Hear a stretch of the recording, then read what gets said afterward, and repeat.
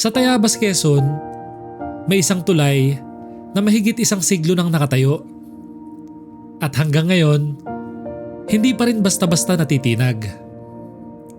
Hindi lang siya simpleng tulay. Isa siya sa pinakamahaba at pinakamatandang stone arch bridge na naiwan mula pa noong panahon ng mga Kastila. Tinatawag itong Malagonlong Bridge.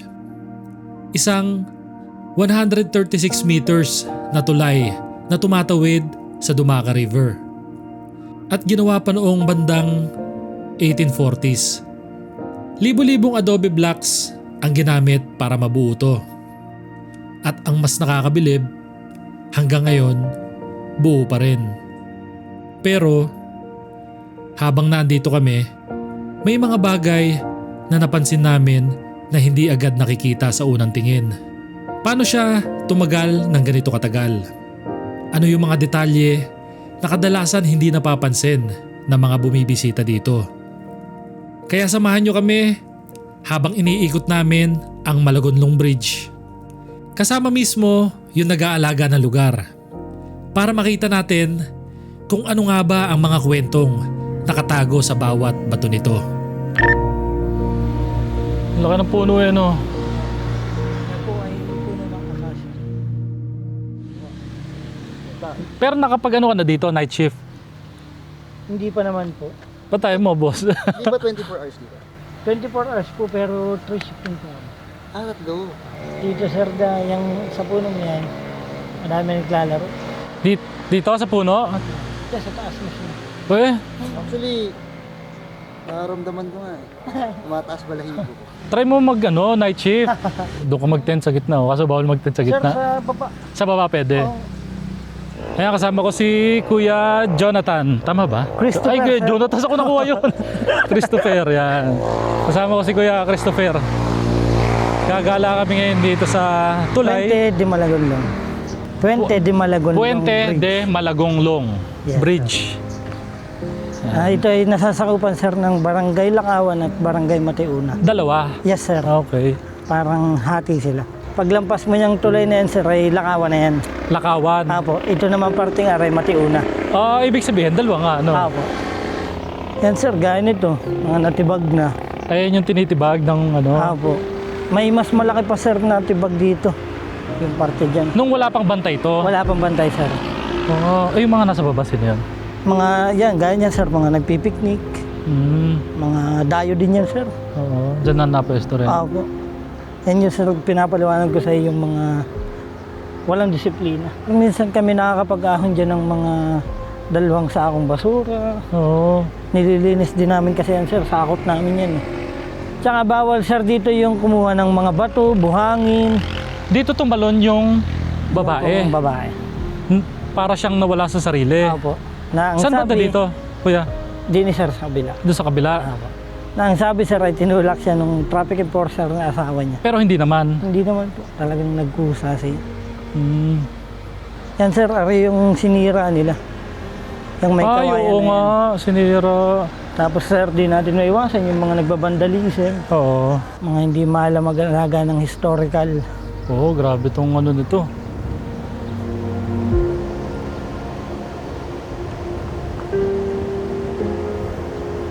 Hanggang saan to? Hanggang dyan na lang? Hanggang dyan na lang sir. Dati yan sir ay diretso din.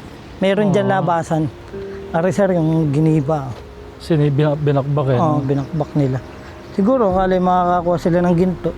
Kaya napagtripan Ito, oh, bakbak na rin, oh. Dyan siya sir. Dito tumalon yung babae. Yan sa parting yan. Dito daw tumalon yung babae na nawala sa sarili. Ay, ang taas. Taas yan sir.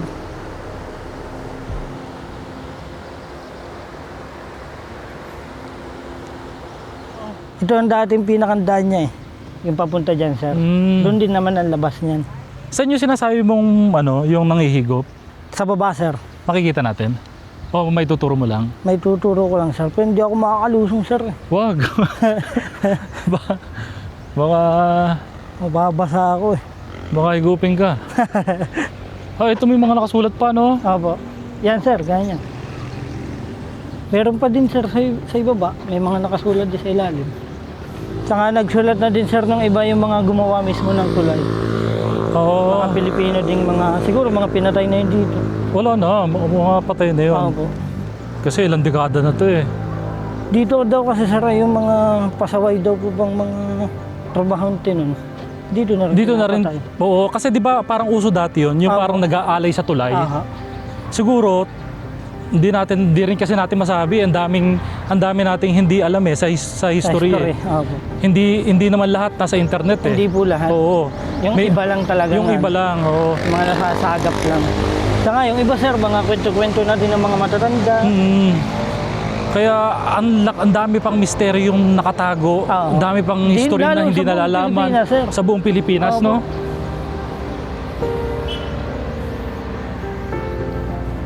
Ito, inayos na, nilagyan na ng hagdanan. Kasi sir, may balak dito ang aming mayor. Na sabi po, palalagyan ng zip line din sa kabila. Oo. Tsaka yung glass bridge. Oo, glass, oo, maganda yun. Opo. Para talagang magiging tourist spot na siya. Yan Mga- sir yung sinasabi ko sa yung tunnel.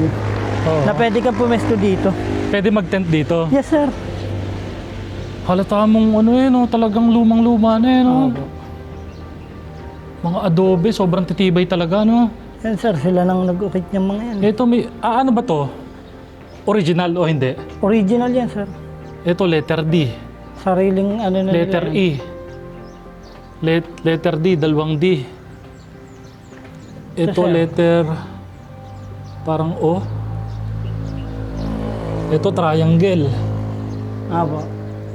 As may letter E. Parang code eh, no? Opo. Oh, letter E.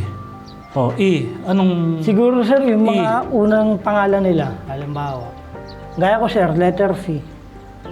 Ayun o, P. Ito, dito, no? Hindi. O, P. O, Pwedeng P. E. Ano kaya yan, no?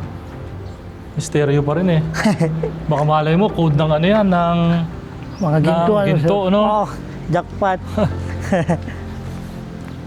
Ayun, pupuntahan naman namin yung sinasabi ni Kuya Christopher. na yung nangihigop. Yes sir. Pero hindi mo malulusong, baka mahigop pa, wag mo nalusong. Kahit turo mo na lang.